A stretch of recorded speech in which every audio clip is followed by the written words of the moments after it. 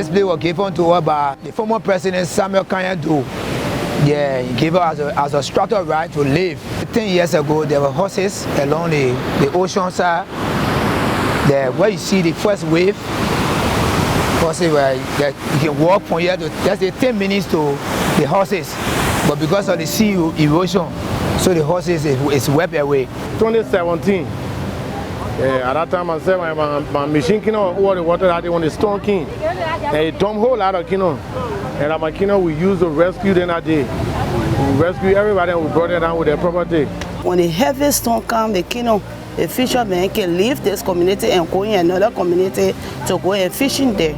So the women of this time, because there where we buy our fish, we sell, and it can be easier for the women. The storm from the sea, there is no way it can make any positive impact in one's life. It takes off our zinc, it brings flood in the community, it always gives us negative impacts, no positive ones. The West African Youth, which we call the Zogo, most of the time they come on the beach here, they mount sand, they take sand from out of this place, and when we try talking to them, they don't listen. We hope that at least for the safety of the people in the community, we can find some people that can stop people from taking the sand from the seaside.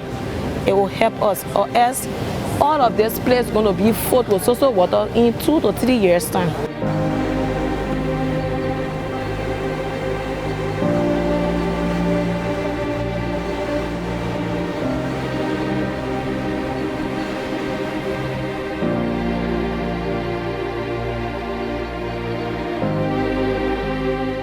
The Million Trees Liberia Project is a 10-year project that was established in 2020 to build community resilience towards climate-induced disasters that take place every year in Liberia. This is the very first phase of our project that is being supported by Nature for Climate and Youth Bridge Foundation. When we were in Egypt for the United Nations Conference of the Parties on Climate Change, we met a lot of youth groups who are doing a really great work with communities in restoration and reforestation work.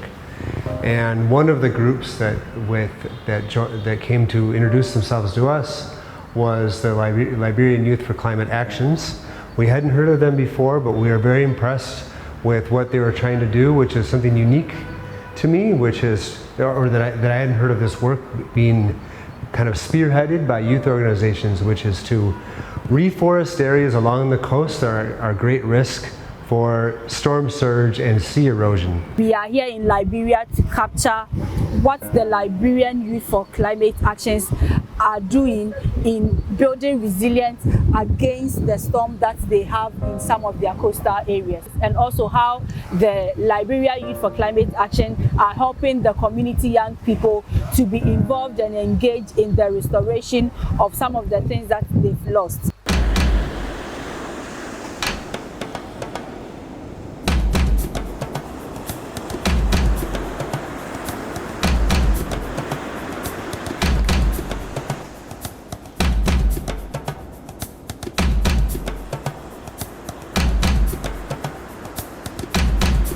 Today we are gathered here in the King Grey community to kickstart the 1 Million Trees Liberia Project to help mitigate climate crisis within this community, especially sea erosion.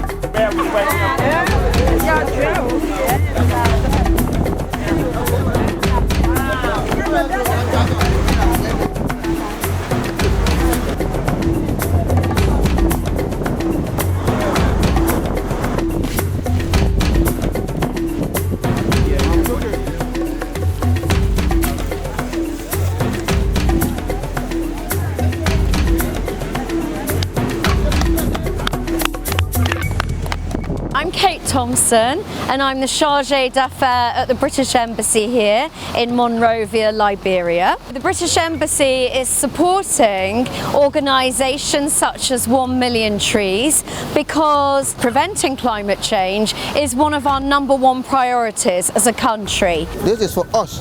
We plant the trees, we as the community dwellers and community leaders, if we doesn't take care of it, we will not have no controls of it and manage and make it to grow and perform the duty for which it was planted. Meaning that the efforts and even the town, they do not take to come down, their resources, everything will go down the drain.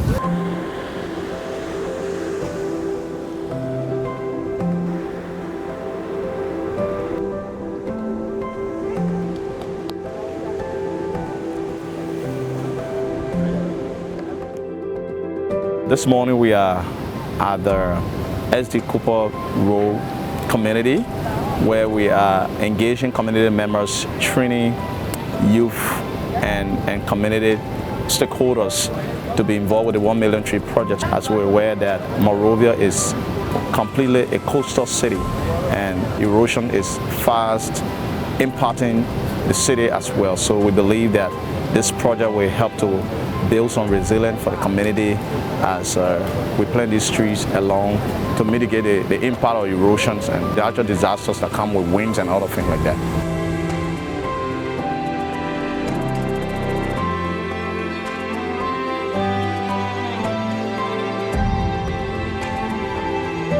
Pass bien les level 3, please.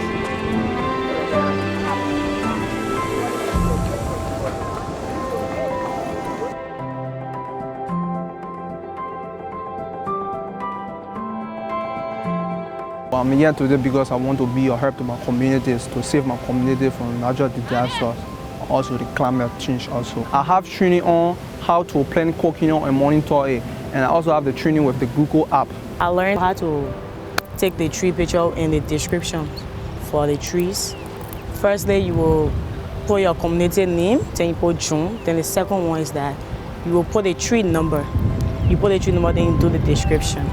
From there, you take the tree picture. The training was good because I think it will help us identify next time maybe we can look for the tree. If we don't see it, then we can use the data and we how about the trees.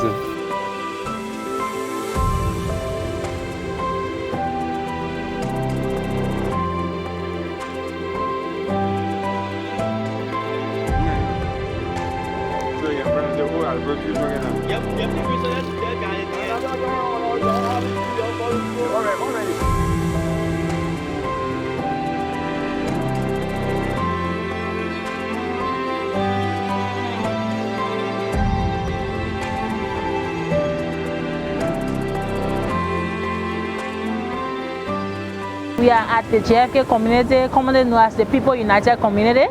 The reason that we are using the tape line from the house is to not have the coconut tree directly planted near the house, because we're trying to build coastal defense. We also don't want to cause another problem. So we're using the measurement to measure 4 meters away.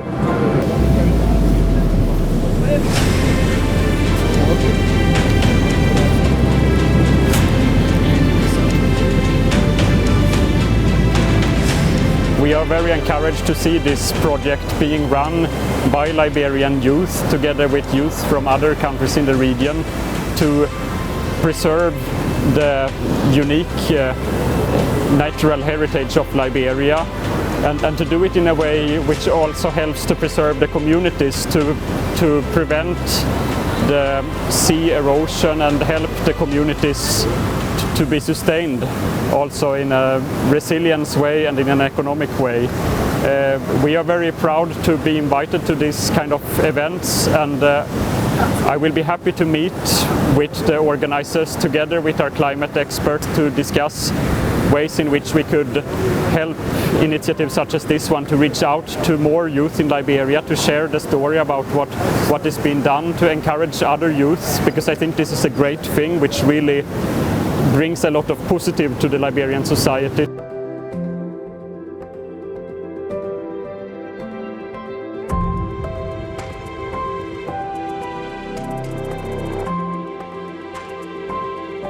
Nature for Climate is providing all the necessary technology needed to collect data, process the data, and display the data on a map so that it can be visible, or let me just say the evidence that is needed to display our project out there. What we try to do is add technology and improve communication to their existing work. So here they were very eager to see what mapping and taking images with cell phones do to help them.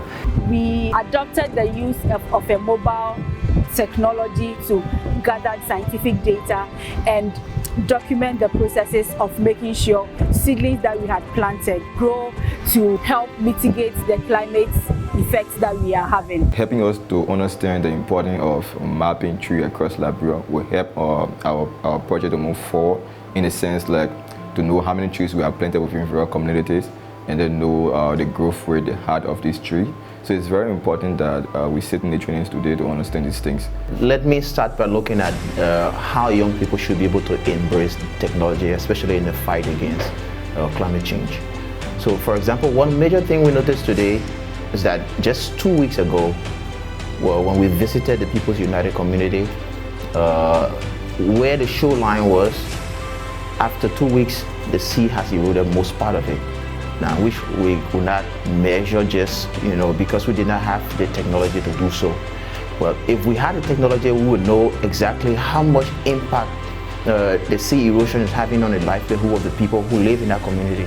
So the use of technology in the fight against climate-induced actions can help us to prepare ourselves better. A very big thank you to James Lloyd, the CEO of Nature for Climate, an amazing man who is youth-driven. He's down to earth. We really appreciate our international COP27.